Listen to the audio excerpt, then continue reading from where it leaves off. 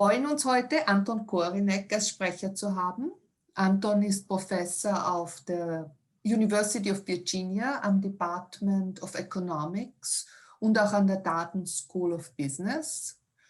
Er ist auch wissenschaftlicher Mitarbeiter bei verschiedenen Organisationen, NBER, CEPR, und er ist wissenschaftlicher Mitarbeiter am Oxford Future of Humanity Institute Center for Governance. Bevor er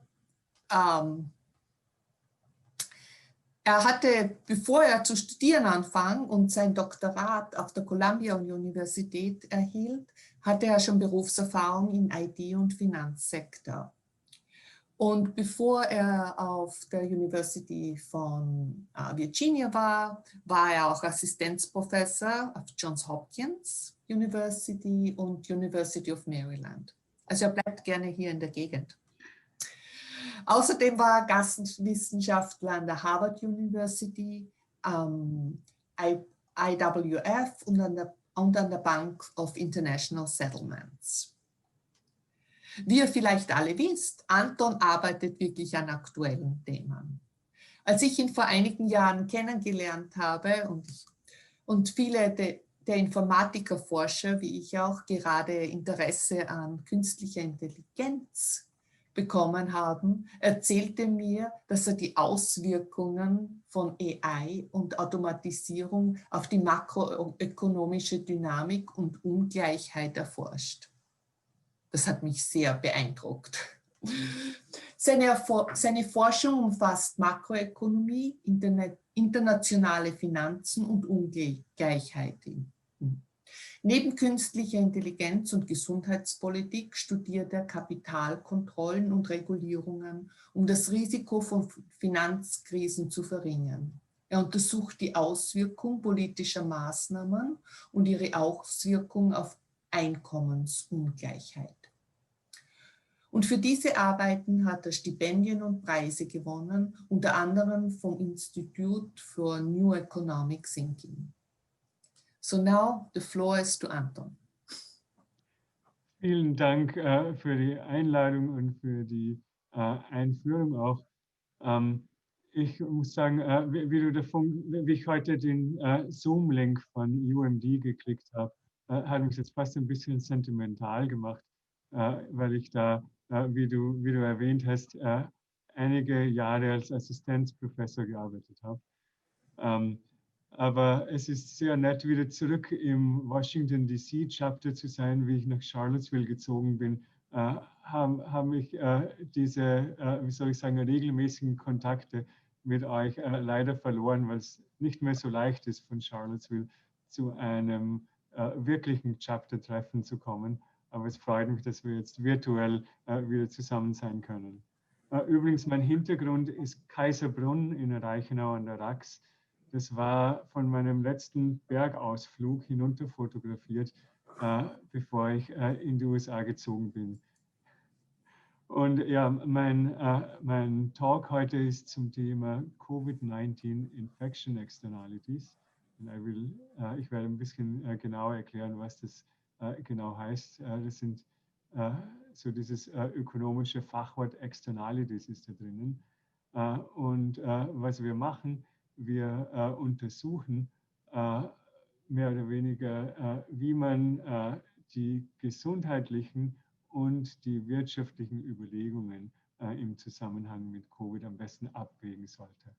Und jetzt muss ich sagen, I'll have to switch to English now because all my research is in English. I'm sure you're all familiar with the problem. Otherwise, I would only stumble over myself. So let me start with a kind of very broad-based motivation. What is this about?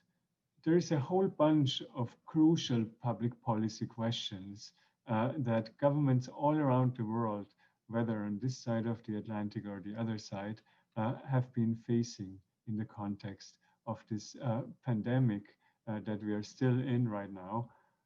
The first one already captured in the title of my talk: how should we trade off lives versus livelihoods? the loss of lives or diseases versus the economic implications of trying to contain the disease. And then a secondary question, should governments mandate public health measures, or should we just hope that individuals will behave reasonably? Are there maybe some fundamental reasons why we need government-imposed measures? And what type of measures would be the best ones? So these questions are what my talk today is all about. So one thing you may be wondering about, COVID-19 is a disease, and we've seen a lot of really interesting medical papers on the topic coming out in the past 9 months.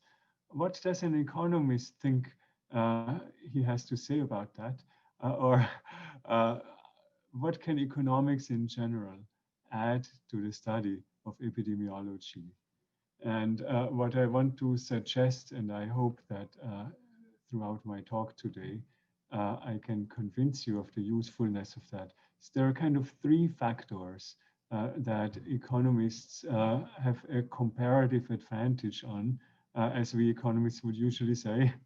The first one is economics is all about studying individual behavior, and oftentimes individual behavior in the face of risk.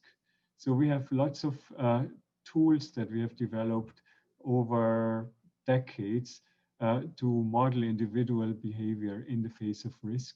And we can also apply that in the face of disease risk and study how will individuals respond when there is suddenly a big risk factor that they're exposed to that they did not face before.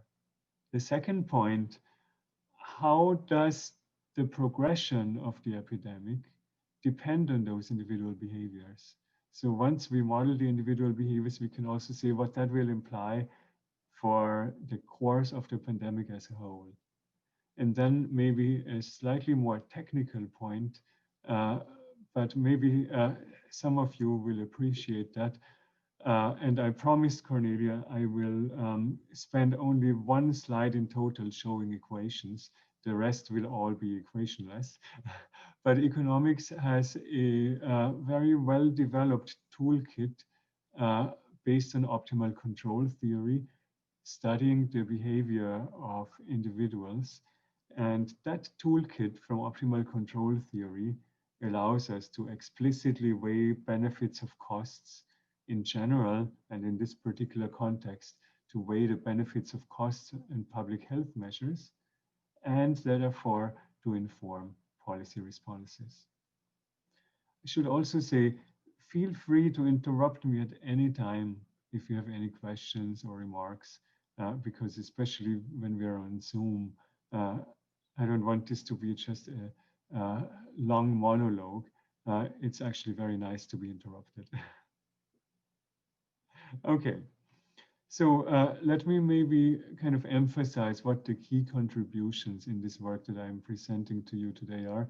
So the first one is to compare what individually rational behavior, which is what we call in economics, the behavior of somebody who does what's best for them and who does not really take into account the big picture, how they will affect society as a whole. Somebody, for example, who refuses to wear masks.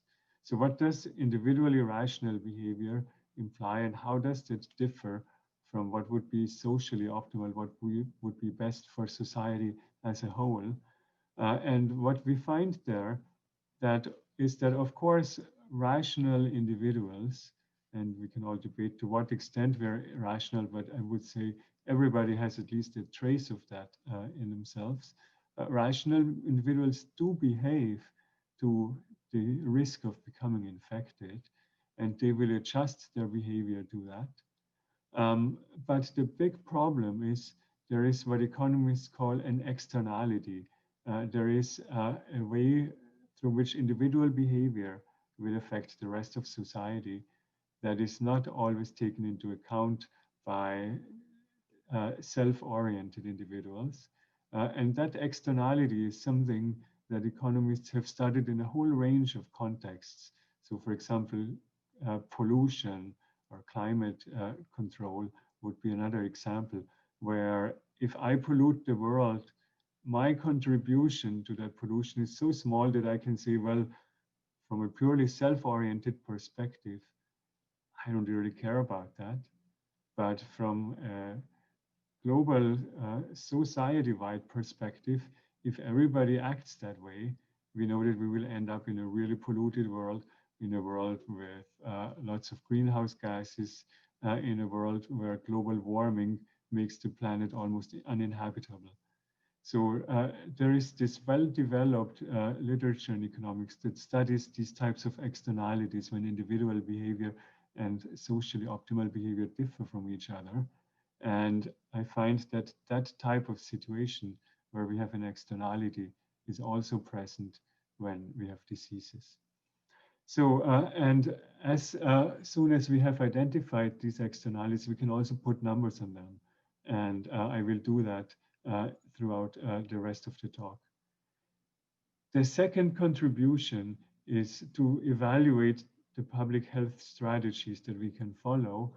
So to basically trade off the lives versus livelihoods, as I have foreshadowed in the beginning, and to study how the different behavioral strategies will lead to different society-wide outcomes. So in particular, if everybody just follows what is best for themselves, privately optimal behavior or individually rational behavior, as we call this in economics, we can prove that we will end up with a herd immunity strategy, I should say, at least as long as we don't have vaccines yet.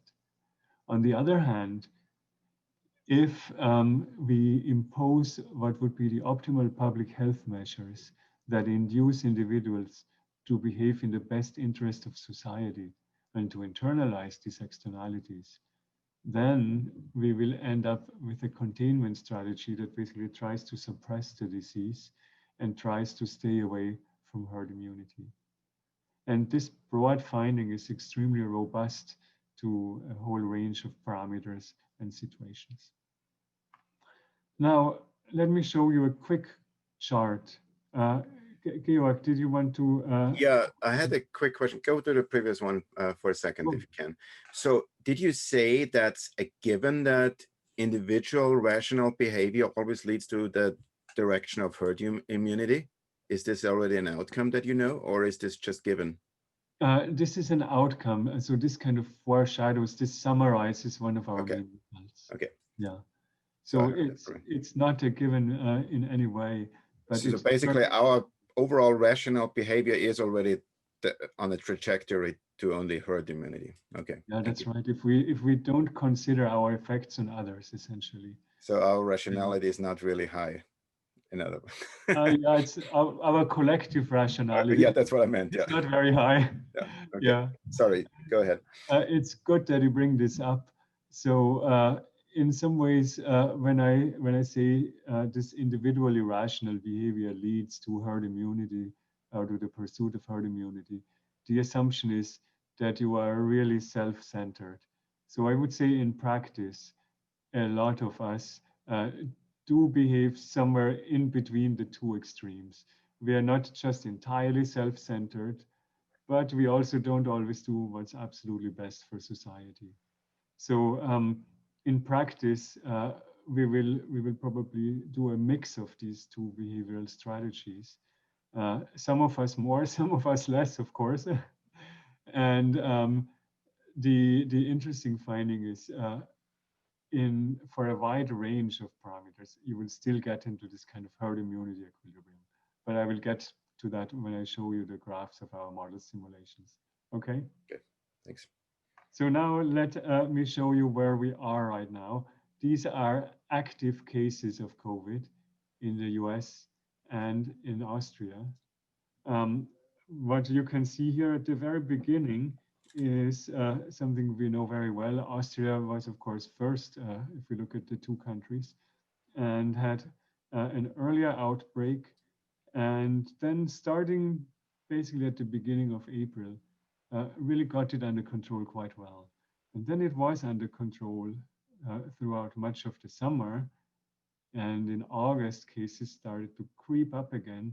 And then in particular in October, And first half of November, there was like an explosion of cases. So these are active cases. If you look at new infections, and I should also mention, this is as a percent of the total population. So here on the left-hand axis, you see 0%, 1% of the population were basically sick with COVID at any given day between November, mid-November and early December. In the US right now, 2% of the population are actively sick with COVID. But yeah, during this brief period when cases spiked up in Austria, the rate of new infections was actually higher than in the US. And I think there were a few days when it was the highest in the world compared to our population numbers. Yeah, in the US, the trajectory was different. It started slightly later, never really got under control, although cases slowed down a little bit in June.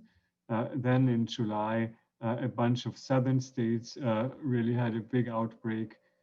Things kind of slowed down a little, and now in the past 2 months, things just spiraled completely out of control, and we're still in a quasi-exponential growth phase, I almost want to say. So yeah, this makes this kind of question, how do we respond to that with public health strategies, even more urgent? Now, let me first give you a quick summary of the key findings without explaining how we find these things. And then after that, I will walk you through our more detailed considerations and how we arrive at these results.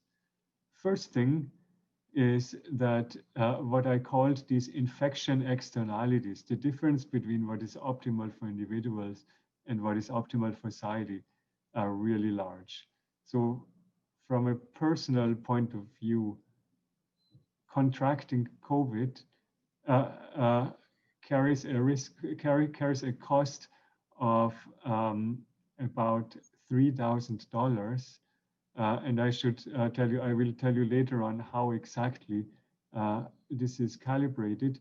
The social cost that takes into account that once you are sick, you will infect others, and those will infect even more people, is about $20,000. So there's this huge discrepancy in how individuals and society consider these costs. And that tells you that it is really crucial that we have public health interventions, because the optimal thing is to act as if the cost was $20,000 and not $3,000. Now, what are the pandemic dynamics without any intervention? So if we are all just individually rational, that's what I call the herd immunity strategy before. The disease spreads, but it spreads relatively slowly because the worse it gets, the more individuals watch out. And what we find in our simulation is it would basically take about 2 years for the disease to spread through 40% of the population. After 3.5 years, if we didn't have vaccines by then, it would reach something like herd immunity. And I think the crucial point for this economic paper is that as the disease rages, people would cut back on all of their activities and cut back on any economic spending, and our economy would essentially experience 2 years of depression. And at the peak, output would decline by something like 12%, and it would still take several years to recover. Now, obviously, this is all assuming there are no vaccines, and I will talk about vaccines at the very end. Now, with the optimal intervention, if we internalize these externalities, the disease is actually contained very quickly. So it would be a strategy like what China or New Zealand have followed. And we would try to get rid of the disease so that we can go back to our full economic activities again. And right now in New Zealand, you don't need to worry if you go out to restaurants, you don't need to worry if you go to the beach, if you send kids to school, if you are at a movie theater, if you are in any crowded place, because they essentially have no COVID. And that would be the goal of an optimal public health intervention. So you would have a strict lockdown for a limited amount of time, but long enough to really get rid of the disease. And the problem is if you cannot distinguish between who is sick and who is healthy, you would have to incur much larger costs than if you can target the sick and the healthy people individually. But in both cases, it's actually optimal to try to contain and get rid of the disease. Now, does the 3,000 and the 20,000 include, is this just the average medical cost, or is this already the economic cost that, let's say, a staggering economy does also bring, or inflation or anything that would be triggered by it? Yes, so if I may, I will defer that to like 2 or 3 slides down when I talk a bit about how we capture economic costs. I should also tell you that these numbers depend a lot on your specific assumptions. So I should say these 3,000 and 20,000 are predicated on the assumption that we will roll out a vaccine starting right now, and we will have vaccinated most of the population within the next 9 months. And that makes the cost actually much lower, because it means that if you contribute to the spread of the disease, it will still be contained relatively soon. Okay. When we ran the same numbers back in March, when we didn't know, April, when we didn't know how soon we will have a vaccine, and we just assumed, let's abstract from a vaccine for the moment, they were about 10 times higher. That makes sense. But the interesting thing is the ratio between private and social costs is always kind of similar. So individuals internalize only something between 1/4 to 1/6 of the total cost. And that means relying on individual behavior and on individuals basically behaving carefully enough not to spread the infection is just not enough if we want to avoid the pandemic to spread. So this is the one slide which has some equations. And for some of you, this is probably going to be boring because you have seen the SIR model already many, many times. And for others, maybe there's too much math, but let me try to briefly walk through it. So the workhouse models of epidemics that can give rise to resistance is the SIR model, which was originally developed in the 1920s already, and which basically views and models the population as if there were 3 pots of people. There is the susceptible pot, the infected pot, and the recovered or resistant pot. And what the model does is it tries to keep track of how people move from one pot to the next.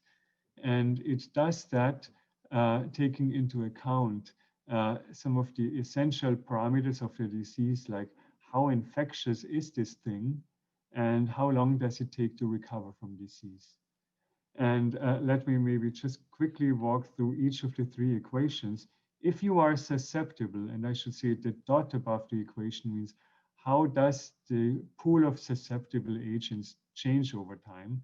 So S dot is how much does the number of susceptible individuals go up or go down? Well, the susceptible can only go down in this simple model because you can either stay in the pool or drop out if you become infected, but there is no way that you can become susceptible again. And I guess for the short term, we believe right now that you do have resistance if you have become sick and recovered. And that means in the short term, this is a relatively decent assumption. In the longer term, we would also have to account for the fact that we can lose resistance again. And of course, that new people are born who are susceptible. But in the short term, we can abstract from that. So all that happens in the short term is that there is a certain infection rate beta with which you will cease to be infected. That's why cease to be susceptible. That's why there's the negative sign in front of beta. And the number of people who become infected depends both on how many susceptible there are and how many infected individuals there are. So mathematically, it depends on the product of how many susceptible and how many infected there are, because a susceptible needs to meet with an infected individual in order to get sick.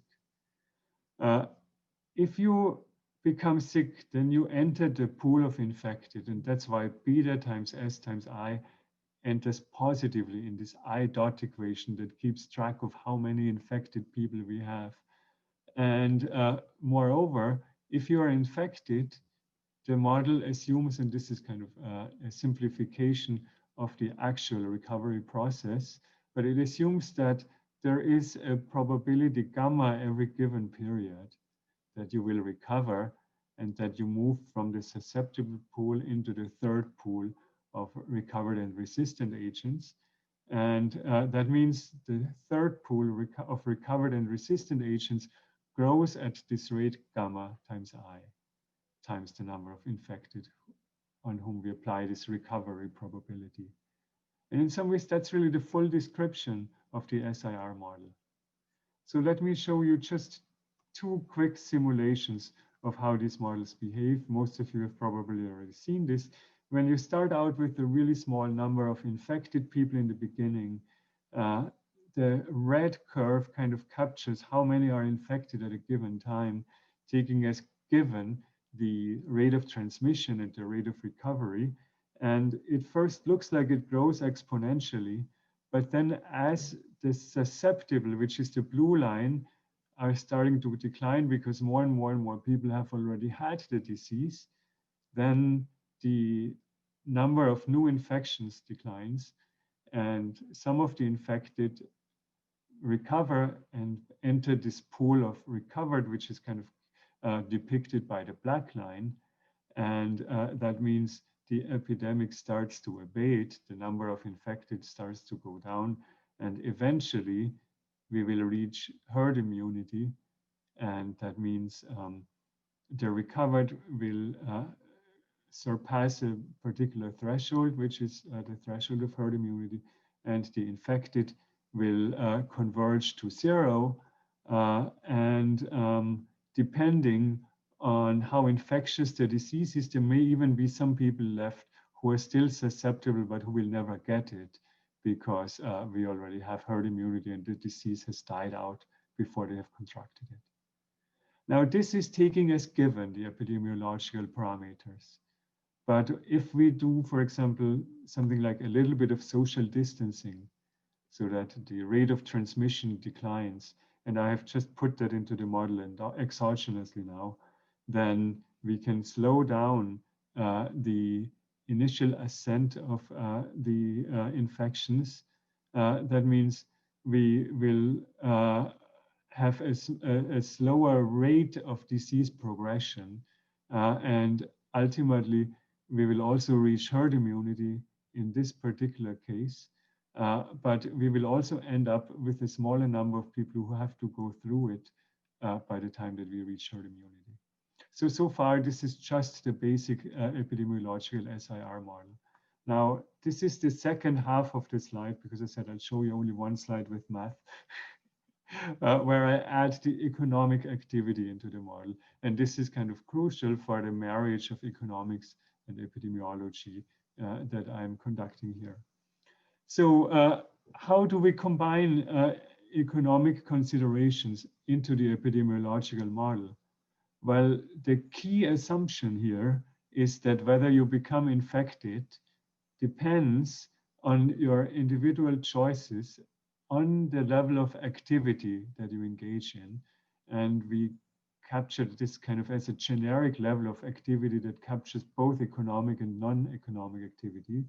And we denote the activity of the susceptible and of the infected agents by basically a variable AS or AI that captures the percentage of the usual activity you would engage in. So let's say if you go out half as often as you would normally, then AS would be 50% for a susceptible individual.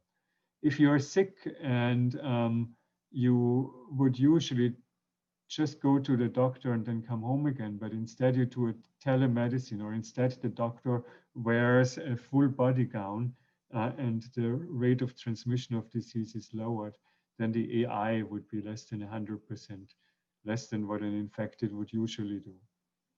So, and now the crucial assumption is that the level of your utility, the level of your, you can say, the measure of how happy you are with your choices depends both on how much activity you engage in and whether you are sick or not.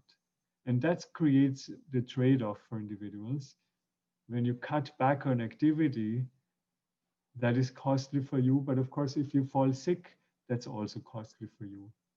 And ultimately, and I won't go through that part in detail, we set up a Hamiltonian to solve the optimal control problem that arises for an individual. So we solve for the optimal path of activity that you would engage in if you face this world in which there is a pandemic raging.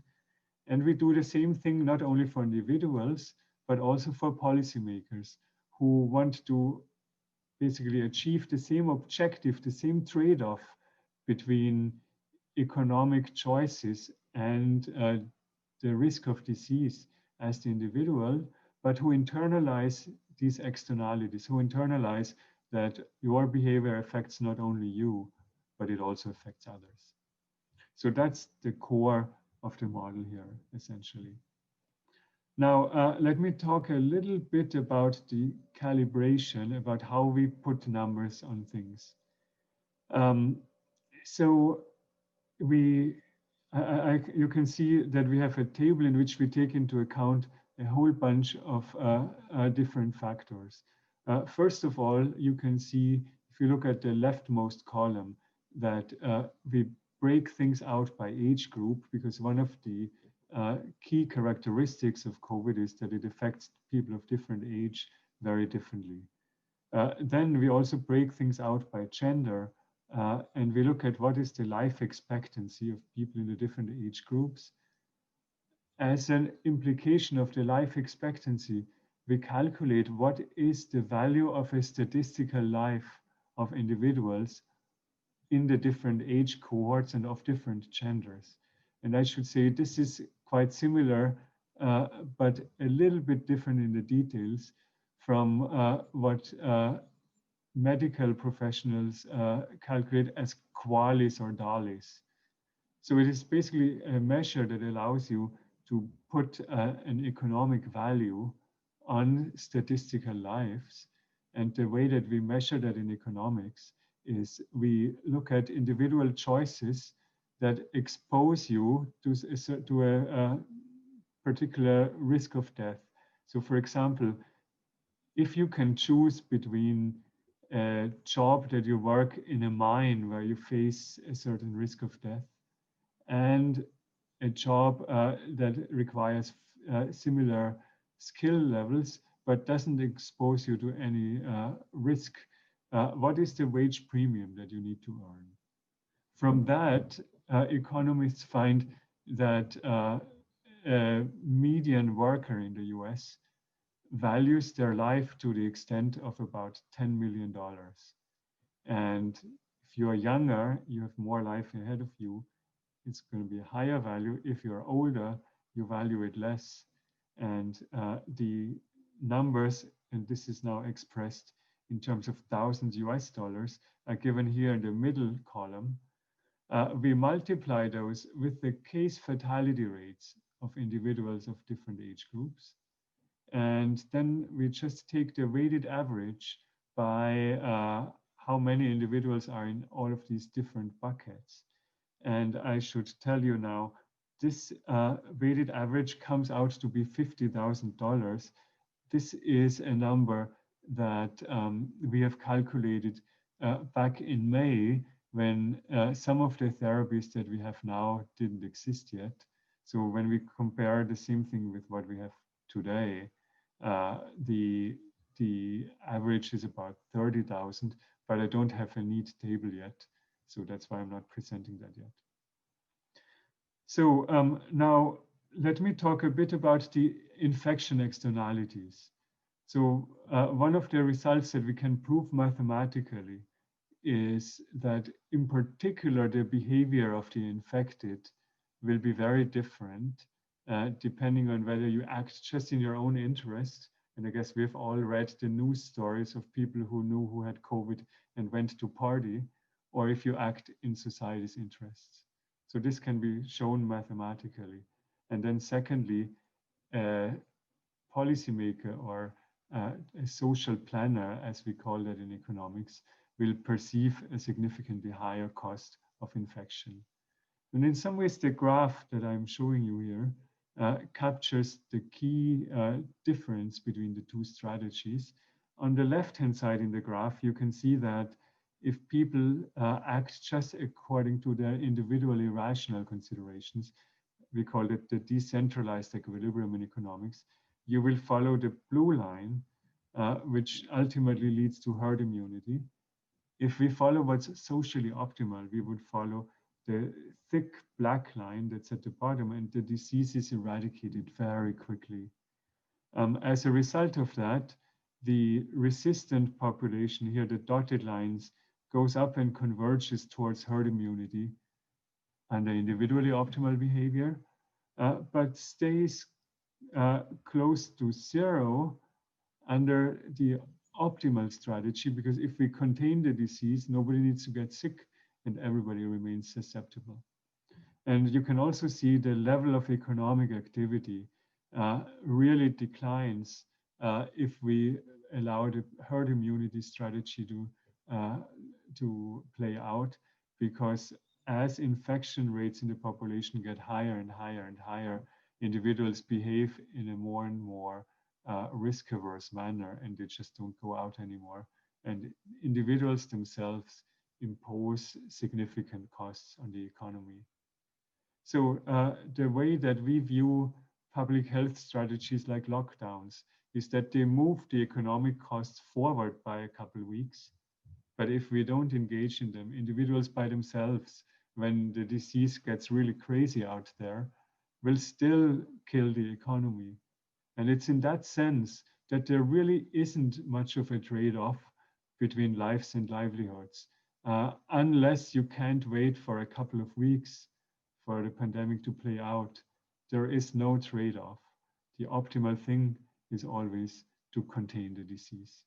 And in some ways, that's the main message of our paper. Excuse me, may I ask a question? Can you hear me? Can you speak up a little bit? Okay, sorry. Can you hear me now? Is it working? Okay, thank you.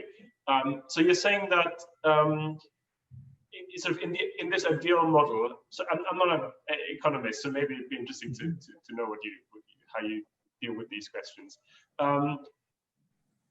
In your model, the lockdown would happen at the very beginning of the pandemic. It would be very strict but very short, and therefore you don't need to take into account any cost caused by a lockdown. Stuff like, we had cases of people who didn't seek medical attention for certain illnesses that they had that were not COVID related. We saw, of course, shops and restaurants having to close down, which also caused a loss of income. So do I understand you correctly that you say that if the lockdown is sort of short and strict enough, you don't really need to take into account any loss as a consequence of the lockdown, because it's always going to be sort of cheaper to do that anyway? Yeah, let me maybe clarify that a little bit. I'm very glad you bring up the question. So you need to optimally take into account the cost, but ultimately you get rid of the disease and then the cost will no longer be there. So let's say, going back to the example of New Zealand again, they did pay a cost in the beginning, but now they don't need to incur any costs anymore except at the airport, because there is no COVID in New Zealand at the time of speaking, at least. Does it make sense? Yeah, okay. I mean, how I should say, how realistic is New Zealand as an example for say any European country, right? right, New Zealand, New Zealand with a tiny population, and on top of that, it's an island in the Pacific. So that they got rid of COVID it's good, but it's not a massive surprise, maybe. That's I think that's exactly the right question. So if I want to be this defensive, I would say, well, China has also pretty much done it, but I think still you're absolutely right. If we live in a very integrated world, and we can't or don't want to just lock down at our borders, and if what happens on the two different sides of the border is not coordinated really well, then this is really hard to implement. So what we do next is this kind of optimal strategy. It assumes that once the infected numbers have gotten low enough, you impose the restrictions only on the infected, and the susceptible individuals can go back to a healthy life, to a normal life. But of course, that presupposes that you can identify the infected. And so in a second case that we consider, we assume, well, let's say you cannot identify them at all. We call it the model with the hidden epidemiological status. So that would be the polar opposite. In reality, we're probably somewhere in between. Why could we not identify it? Well, first, because of the long incubation period. Secondly, because of the asymptomatic cases. And third, because testing is still a problem even now. The problem is that the disease is much more costly to control. The interesting result is that it is now optimal to impose the containment on everybody. So we cannot distinguish between infected and susceptible anymore. That means we cannot do targeted containment measures, and we need to follow a more like blind containment strategy. We still find that to be the optimal strategy. And in some sense, if I may go back to, you know, these, let's say this basic SIR diagram, the problem is if you don't intervene, you will be, at least for some time, on an exponential growth curve. And then you will be forced to intervene later because the costs will just become staggering. And then in some ways, the intuition behind our proofs that it is optimal to do containment is, if you are going to do it later anyways, then why not do it earlier and avoid so much suffering? And then if you do it earlier, then why not even earlier than that? And ultimately, we find it's optimal that as soon as you have an outbreak, you should impose containment measures. You should impose a lockdown, or ideally targeted containment measures that are focused on the infected individuals. Does it make intuitive sense?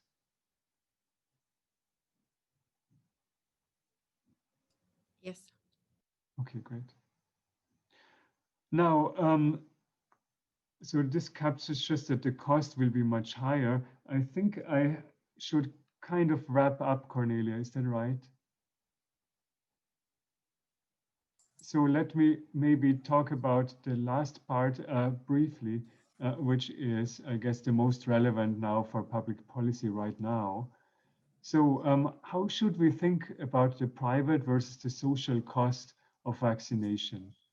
And I have to tell you, at some level, we are still running the numbers here, but we have some ballpark figures that we are relatively comfortable about. So the interesting thing is, first of all, if we could have eradicated the disease, if the entire world had been like New Zealand, then there actually isn't very much of a value to vaccination, right? Because, well, who is vaccinating for Ebola these days? Nobody, because we have contained it successfully. On the other hand, if society is more or less pursuing a herd immunity strategy or a mixed strategy where disease numbers are still very, very high, then there is a huge difference between the private and the social benefit of becoming vaccinated.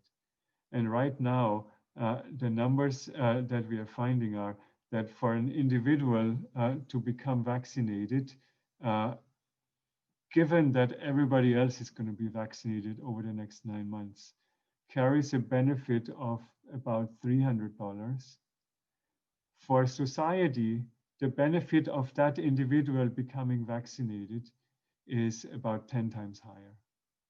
So in some sense, you could say that it would actually be optimal to subsidize people to take their vaccines. It would be worth it for society to pay everybody who gets the vaccine a $2,000 check, because it will slow down the progression of the disease and basically wipe it out that much faster.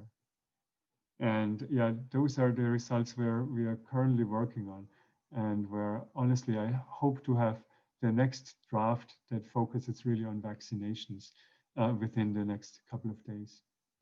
So let me just wrap up now. To conclude, infectious diseases give rise to huge externalities. The private and the social cost of becoming infected generally differ by an order of magnitude. Economics can add this normative perspective. How should we balance these benefits and costs of disease control? And once we do that, the thing that has really jumped out in scenario after scenario that we have analyzed is that it's almost always superior to employ a containment strategy rather than pursue a herd immunity strategy. And then the last point, vaccination also generates huge positive externalities. Thank you. Thank you, Anton. I have a question still. You can hear me? Yeah. I was surprised by some other numbers you presented, which is the spread of the disease, if not mitigated. You mentioned, if I remember correctly, 2 years to have 40% of the population infected and longer for herd immunity. My gut feeling would have been that it's faster than that. And what I'm really looking for is some arguments, convincing arguments for people who are against lockdown, saying, oh, let it just run its course and it's going to be over quicker. So that doesn't sound like it's going to be over quick if we let it just run its course. Yeah, so in some ways, this is captured here in this blue line. And I should add that so this is obviously a counterfactual analysis, right? We will never know for sure what will happen. But what we do have evidence for is that, let's say at 0.1% infections, or let's go back even to early March, when there were very few cases in the US in particular as a fraction of the population. Individuals don't quite take it very seriously yet. If you have 1%, 2% infection rates, individuals take it a lot more seriously. That's kind of the level where you start to hear about, some of your neighbors, some of your friends having caught it. And then individuals cut back on their activity, and that slows down the progression of the disease. So this is kind of like a natural counterforce, and that's what drags it out. So if everybody behaved at the, let's say, if everybody used the same kind of behavior that they used, let's say in early March before the disease was really there, then you're absolutely right. Then it would burn through the population much more quickly. And then this kind of purely epidemiological model with an R0 of 2.5 or something like that would predict that we have herd immunity after about 30 weeks here in this graph. If you take into account the behavioral feedback that individuals really start becoming risk averse and really cut back on their activity, here you see in our analysis here that after 12 weeks or so, people cut back on more than 50% of their interactions because they're so risk averse. Then that drags out the process, and that makes it much slower to reach herd immunity. And to be honest, whether it drags it out to 2 years or 1.5 years or 4 years, we don't really know for sure, because we will never quite have the data of that counterfactual, right? So right now the US is at something like, let me go back to this graph. The US is at something little bit below 10% of resistant cases. It depends, we don't really have perfect data, especially from the beginning of the pandemic. But some estimates put it around 8%, some more like around 10%. And if you think we have already had the pandemic raging within the US for kind of 9 months, then being at 8% or 10% resistance is really much lower than what the standard SIR model with an R0 of 2.5 would predict. And that's because of these behavioral feedback effects. So the fatality of the disease probably plays a lot into this behavior, right? On how quick people cut back. So in some sense, that's kind of one of the major costs. There are lost wages, but the fatality is kind of an order of magnitude higher in terms of the cost. So basically, you're saying that my question would be, how does fatality and mortality fit into that model? So you're saying mortality is captured on the, you know, the ratio of infected versus recovered. So mortality is captured in the sense that we assume if you have the disease, you will pay the statistical value of your life with the probability given by the case fatality rate. Does that make sense? Yeah. And do you have the slide again where you show the cutback? Yeah, this one, yeah. So the blue one in the first, yeah, or the right one, this highly depends on the fatality that you experience on a personal level, kind of, or in your vicinity. Yeah. So let's say if you're purely individually rational, if you are 80 years old, you will cut back a lot more than this. And if you are 20 years old, maybe you'll keep it at 90% or something like that. But I have to say we did not break that out explicitly in our model, so we are looking at an average. Once you do the optimal control theory part, then adding additional buckets, adding additional state variables makes the problem a lot. I would have one quick more question, what I heard through the last section that you said. So by incentivizing, literally paying people, not paying for the vaccination, but giving them an incentive, a check when they get vaccinated, we would get an economic benefit on the long run. So it would would, yeah. Mm-hmm. This is an interesting model. Mm-hmm. So this is your future model, but how many people do actually have to be vaccinated for us to reach the herd immunity? So with COVID, estimates for the coronavirus, I should say, not the disease, estimates for the herd immunity threshold are around 60%, maybe slightly higher. Mm-hmm. And if the vaccine is 95% effective and 10% of the population have already gone through, then it means that vaccinating a little bit over half of the population would actually already be enough for herd immunity. Now, of course, you want lasting herd immunity, so ideally we want to vaccinate more than half. But yeah, we don't need to vaccinate a lot more, actually, given that our vaccines are so effective. Mm-hmm. Good. And, then you have the problem. So the basic herd immunity concept, it assumes that you have a homogeneous population pool. You have different pockets of the population, and some are vaccinated a little more, others less, then you would have pockets of outbreaks. So we still want to probably vaccinate a lot more than to the herd immunity threshold. Mm-hmm. Very great insight. Thank you.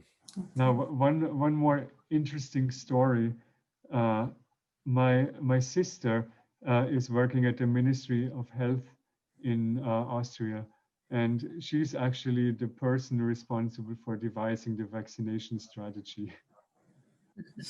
So I've had a lot of interesting discussions with her in the past few months. So your next paper. So I have a question on how you can model, or if you included in your model the idea that comes from the anti-lockdown arguments that people will suffer more from other diseases because they don't go to the doctors, or they don't get the care they need in the hospitals because the hospitals are overwhelmed, or suicides because of depression and all that. Mm-hmm. So we basically capture the cost of the lockdown as a generic cost, but we try to calibrate it in a way that it encompasses those effects. So that would be part of the trade-off for both the individual who solves the optimal decision problem and for the policymaker who solves the optimal decision problem. And, you know, the herd immunity strategy is just hands down so much worse than the costs that you have cited, that we find that even taking into account those costs, it is still optimal to contain the disease. Part of it, again, is that if we are relatively successful containing it, then we don't need to isolate quite as much anymore once disease numbers are down enough. So we are just postponing the cost of isolation by a couple of weeks, maybe 2 months, if we don't do the lockdowns. Because 2 months later, without lockdowns, people will choose to isolate on their own, and they will choose not to go to the ER if they have a little bit of pressure in the chest that they're not quite sure about if it's serious or not. And they will pay the cost anyways, they will just pay it 2 months later. That's kind of the main intuition behind the result. Does it make sense? Mm-hmm. Yes, certainly. Thanks.